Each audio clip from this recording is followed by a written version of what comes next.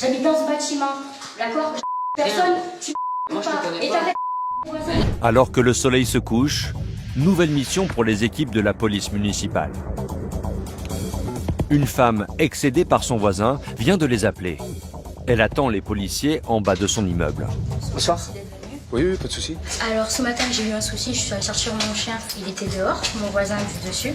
Il m'a empêché de rentrer chez moi, j'ai dû appeler mon conjoint pour qu'il vienne, parce que j'avais peur. Il est bourré depuis ce week-end, il se fait caillasser par les jeunes parce qu'il a insulté un père de famille. Là il est venu chez moi tout à l'heure, on était tranquille devant la télé. Le gars il essaye de rentrer dans ma porte.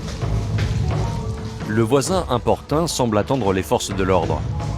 C'est vous qu'on venez voir, monsieur, je pense. Quand ils arrivent, ils trouvent porte ouverte et un homme serein. Ouais, non, c'est parce que je me suis trompé d'étage et j'ai toqué ce matin. En fait, j'ai perdu mon badge. Je vais porter plainte contre toi demain matin. Ouais. Et je vais signaler ça au PH. J'habite dans ce bâtiment, d'accord? Personne, tu Moi, je te pas. connais Et pas. t'arrêtes.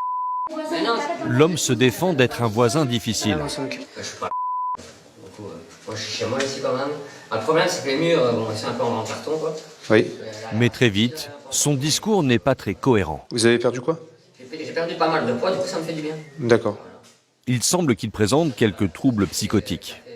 Vous avez l'air d'être agité quand même. Hein. Vous avez des problèmes avec la justice? Jamais. Fred essaie de lui faire comprendre que son comportement peut énerver ses voisins. Là, apparemment, vous avez dérangé certaines personnes en Non, je peux pas passer en créant des nuisances, en insultant apparemment une personne qui est passée, en menaçant une personne devant la porte d'entrée. Les gens ils me disent, mais d'où tu viens? Parce que non, je suis ici quand même.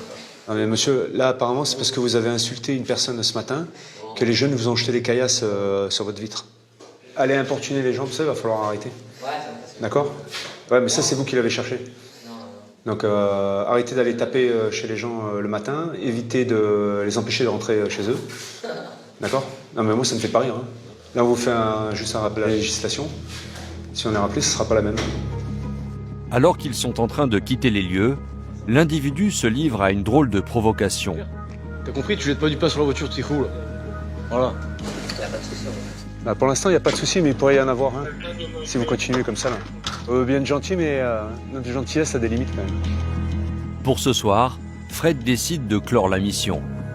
Mais avec ce voisin surprenant, les policiers ne sont pas au bout de leur surprise. Quelques jours plus tard, les policiers reçoivent un appel de leur centrale. Des ambulanciers qui ont besoin de votre service. Bien pris pour Kilo, on s'y transporte. Donc là, on va faire un renfort pour les collègues sur la cité de Saint-Assis. Il y a le mur qui est sur place avec une ambulance et le monsieur serait assez virulent. Tout de suite, l'extérieur de l'immeuble rappelle quelque chose à Fred. Bonsoir. Vous nous appelez pour vous assister? Il était un peu agressif dans les paroles. Oui. Et du coup, il nous a sortis de chez lui. Plus de doute, il s'agit bien de l'homme auprès de qui ils sont intervenus pour un tapage. Gauche. Monsieur, c'est la police municipale.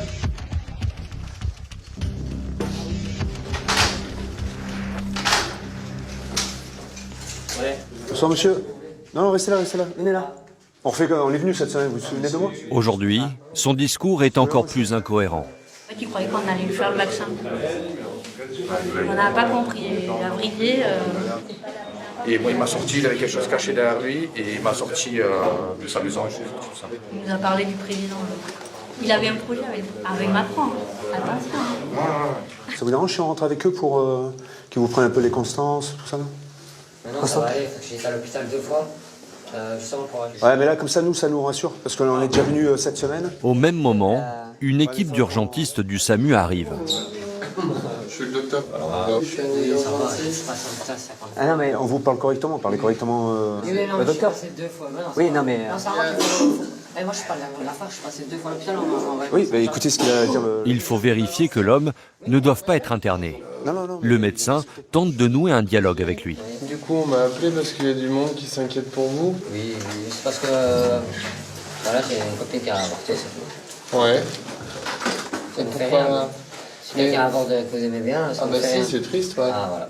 Des problèmes personnels semblent à l'origine de ces crises. À part cette chose triste, cet Non, événement c'est- triste dont vous m'avez Je parlé. suis resté à Perpignan avec cette forêt, du coup maintenant je me rends compte en fait que j'ai perdu mon temps ici.